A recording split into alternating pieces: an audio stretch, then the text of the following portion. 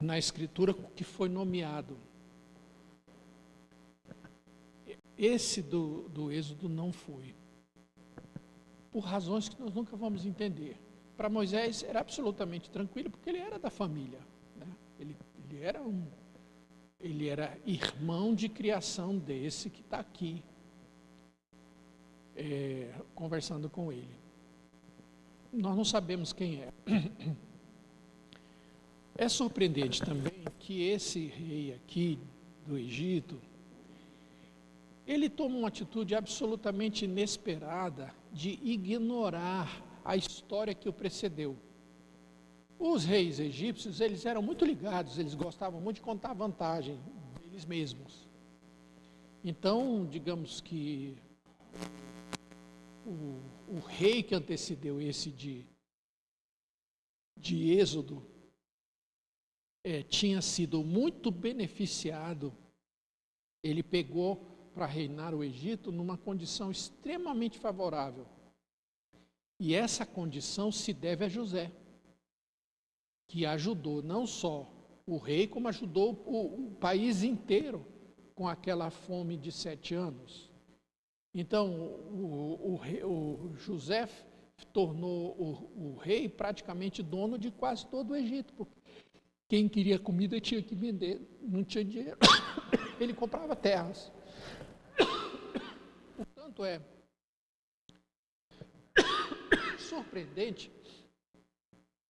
surpreendente que o rei não tenha querido saber de quem era José. Isso é estranho. O Moisés fala claramente que ele tentou, de várias maneiras, oprimir o povo de Israel. Primeiro, que ele percebeu que o número de hebreus era maior do que o de egípcios. Se houvesse uma querela ali, uma batalha, os hebreus sairiam ganhando. A partir desse momento, ele criou um esquema de obrigar a fazer trabalhos forçados. Mas o povo continuava crescendo, aí ele falou, vou matar todo menino. Só que as parteiras não obedeceram à ordem do rei. Então, ele disse assim, agora a partir baixou a lei, todo um menino hebreu tinha que morrer. É nesse contexto que Moisés nasce, é recebido pela filha do rei, vai para Midian, fica aqueles 40 anos e volta para lá, depois do chamado de Deus, ele volta com 80 anos. Bom, o Moisés chega lá e fala, olha, Deus mandou a gente ir servi-lo no deserto. Obviamente que a resposta é não. Então Deus vai confrontar esse. Primeiro veio a praga da água em sangue, depois a praga das rãs, depois a praga dos piolhos e depois a praga de moscas. 4 pragas depois, ele resolve negociar. E é muito interessante que a forma de negociar do faraó com Moisés tem muito a ver com a batalha que nós enfrentamos como crentes no século XXI. Parece que o esquema que o faraó propôs a Moisés é o mesmo que Satanás usa no nosso dia a dia. Obrigado. Veja no capítulo 8, depois da coisa da praga das moscas, no verso 25, chamou Faraó a Moisés e a Arão e lhe disse, ide, oferecei sacrifícios ao vosso Deus nesta terra. A proposta é a seguinte, olha, é o seguinte, vocês podem adorar o Deus de vocês, mas aqui na nossa terra. Em outras palavras, você pode servir a Deus, né? Mas não saia de onde você está, não deixe de fazer as coisas que você faz, ou seja, não mude absolutamente nada. E essa é a luta de muitos cristãos hoje. Eles querem ser crentes, mas o preço é alto demais. E eles sempre vão encontrar uma igreja, um pastor que diz: não se preocupe com nada, nada, nada, nada. Olha, o nosso Deus é de boa, viu? O nosso Deus é de boa, o nosso Deus é amor. Não se preocupe, pode ficar do jeito que você está, sabe? Mente aberta, o negócio é fazer o bem às pessoas, o negócio é amar. Então, essas pessoas, elas lutam com as exigências da fé cristã.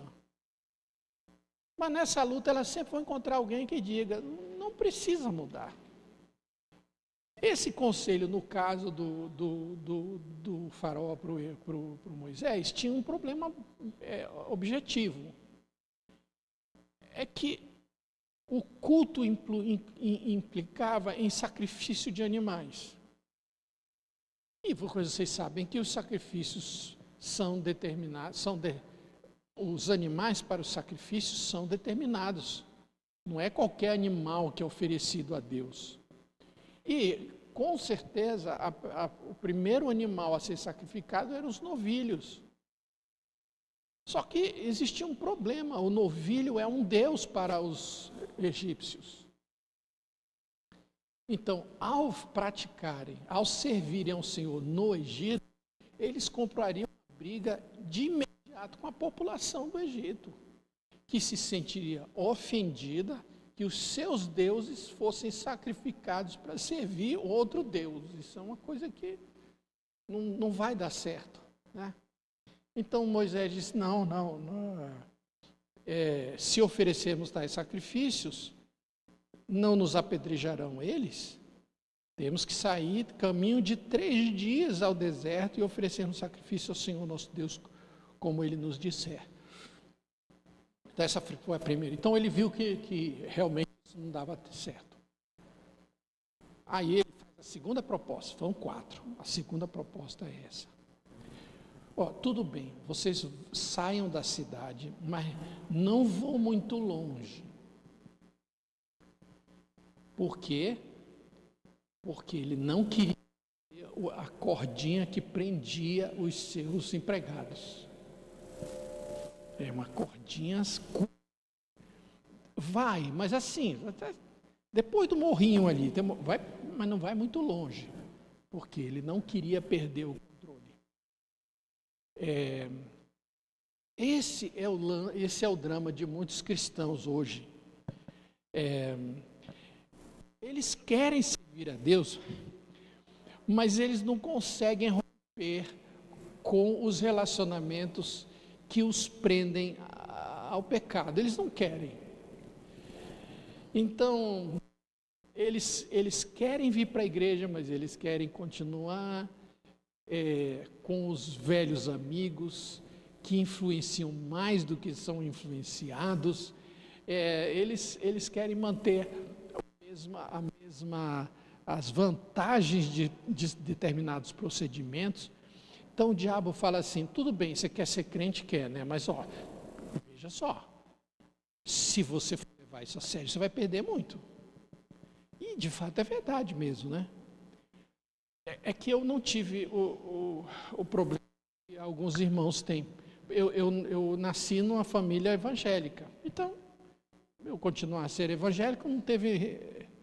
Mas quem aqui nasceu numa família católica, especialmente aqueles que nasceram católicos na primeira metade do século XX, tinham que pagar um alto custo por serem protestantes.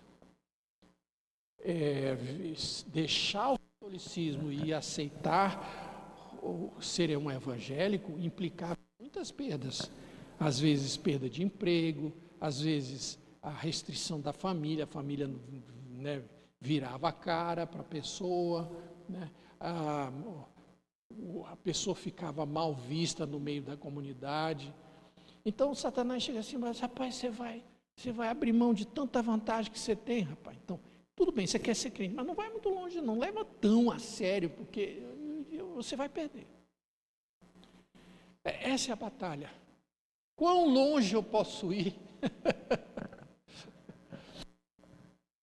Aí vem a praga da peste nos animais, vem a praga de úlceras, vem a praga da chuva de pedra, vem a praga dos gafanhotos e o homem nada. Não. Então, 4 pragas depois, ele chama Moisés para negociar novamente. Nesse ponto, a economia do Egito sofre realmente um baque significativo. Era muita coisa acontecendo em pouco tempo. Os oficiais de Faraó, veja no capítulo 10, o verso 7, os oficiais de Faraó lhe disseram: até quando nos será por cilada este homem? Deixa aí os homens para que sirvam ao Senhor Deus deles.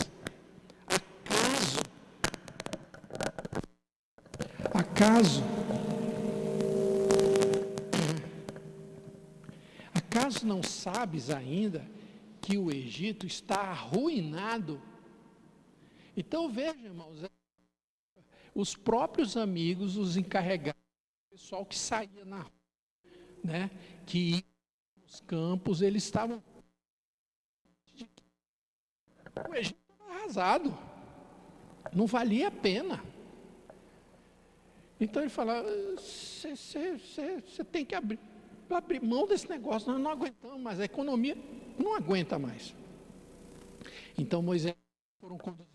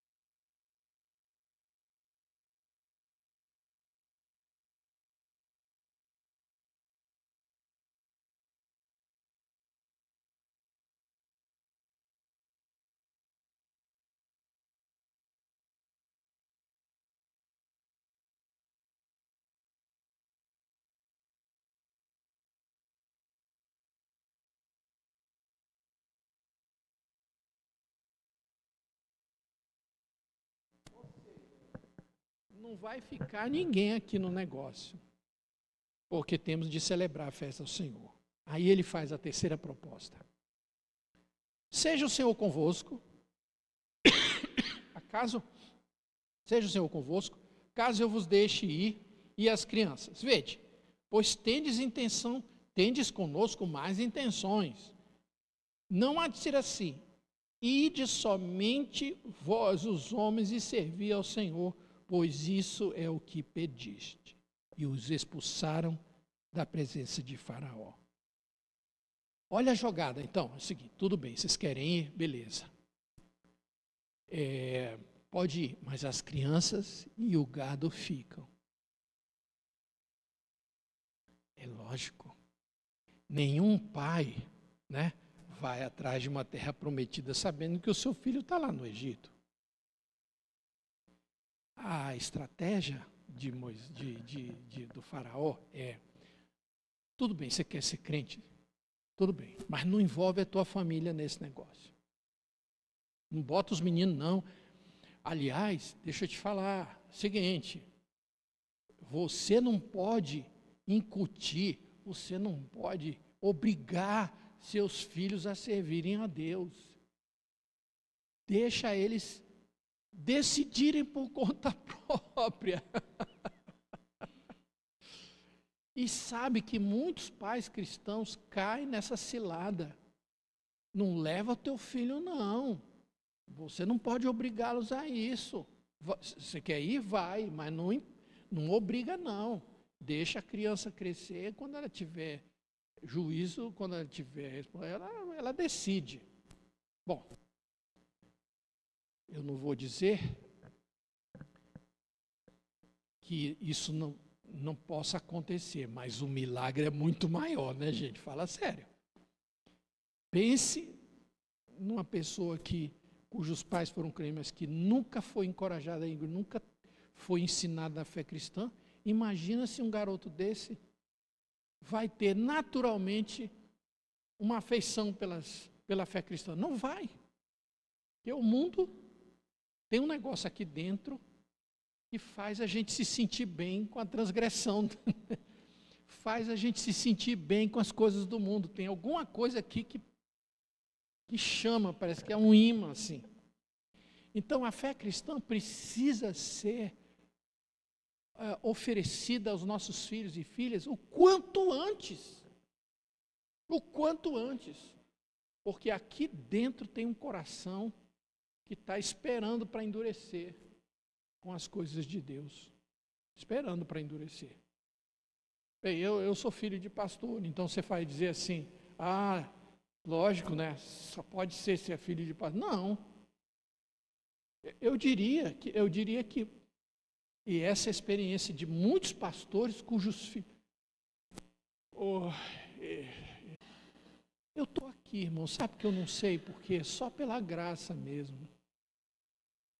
Porque eu acho que como filho de pastor eu tinha tudo para não estar na igreja. Eu vi meu pai passar por tantas coisas, né? Nunca vi meu pai reclamar.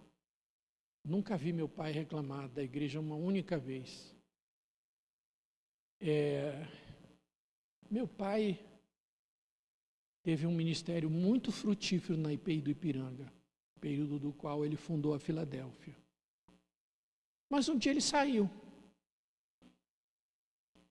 Nós nunca ficamos sabendo por que razão ele tinha saído de lá. Levou 15 anos. E um belo dia ele soltou. Aí eu falei, mas foi isso que aconteceu? Então, assim, ele cuidava, sabe? Para que nada na casa girasse em torno de críticas à igreja, porque ele sabia o quanto isso podia afetar a nossa vida, né? Eu estou aqui hoje, mas eu dou graças a Deus, eu sei que é pela graça de Deus. Mas Satanás diz, você pode ir, mas as crianças não. As crianças não. Obviamente que Moisés não aceitou, né? E aí veio mais praga das trevas. Depois da praga das trevas, o faraó chamou Moisés novamente.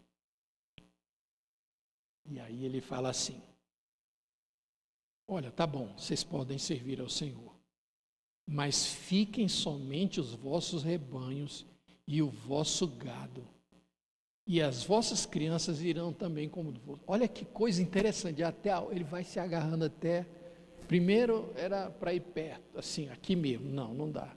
Depois, não, pode sair, mas não longe demais, não dá. Depois ele diz, não, vocês podem ir, vão de boa. Os homens vão, façam culto, depois, porque as crianças vão ficar. Ele diz, não, tá, só saímos com todo mundo junto. Aí, meus irmãos, olha só, a praga da escuridão é uma coisa incrível.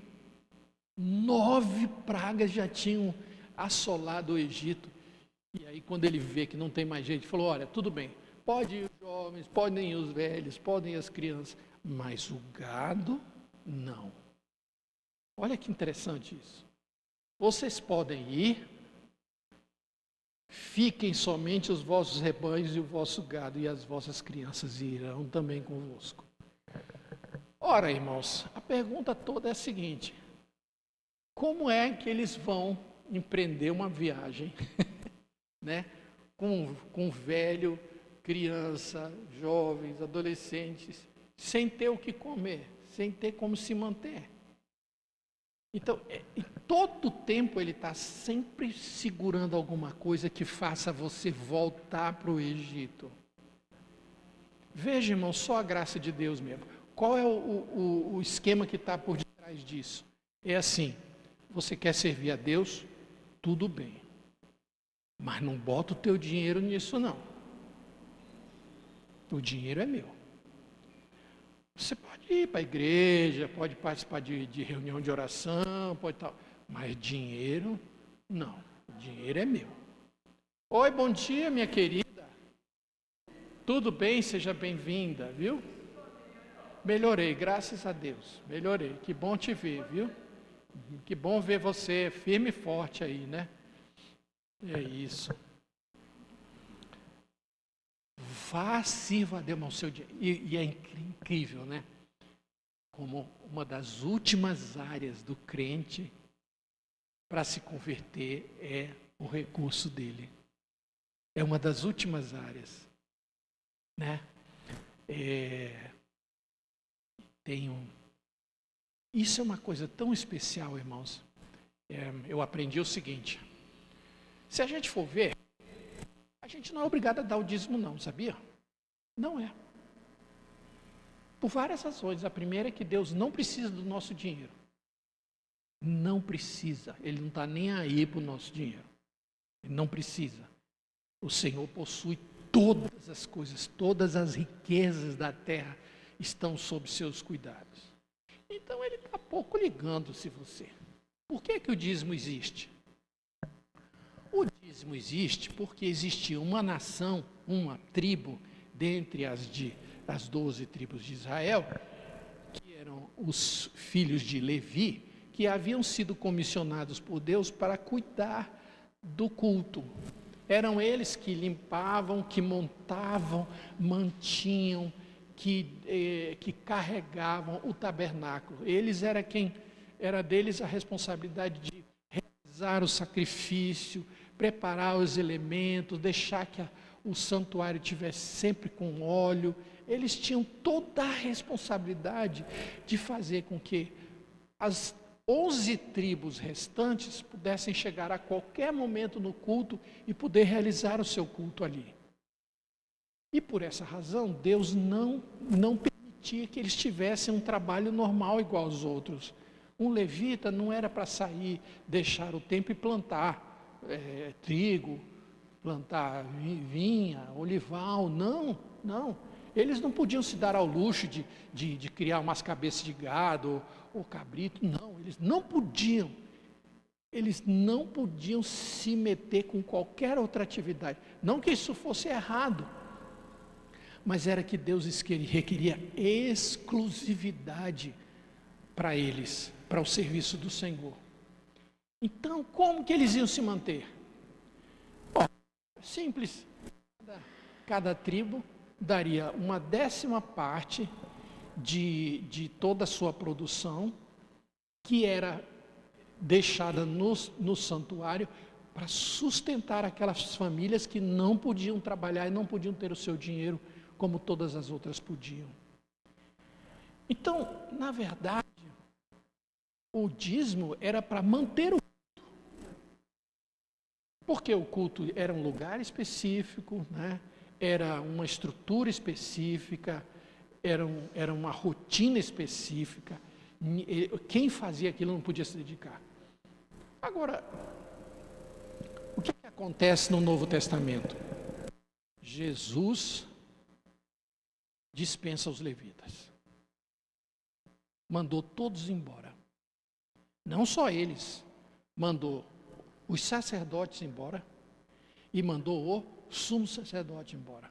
Agora sou eu, e a mim vocês não têm que pagar nada. Eu trabalho de graça. O sumo sacerdote trabalha de graça ainda. Ora, se não tem levita, se não tem sacerdote, se não tem sumo sacerdote, para que dízimo? Não faz sentido isso. Jesus falava sobre o coentro. Tem mais hortelã, e o coentro, ele dizia, devíeis fazer estas coisas sem omitir aquelas. Porque naquele tempo, antes de ele consumar a sua obra na cruz, o levirato ainda existia, estavam trabalhando. Agora, a partir do momento que Jesus disse está consumado, a partir do momento que ele derrama o seu Espírito sobre a igreja e torna todo o seu povo uma nação de levitas, uma nação de sacerdotes, não há a menor necessidade de se instituir o dízimo. Não há. Então, por que a gente contribui? Porque nós amamos o Senhor. O dízimo é obrigação. É o de amor.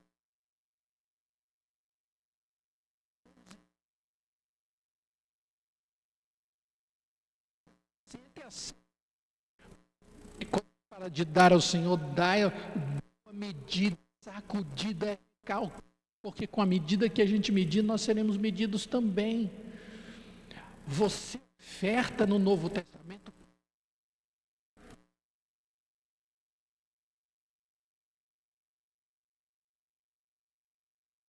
Então, se ama a Deus, você compra com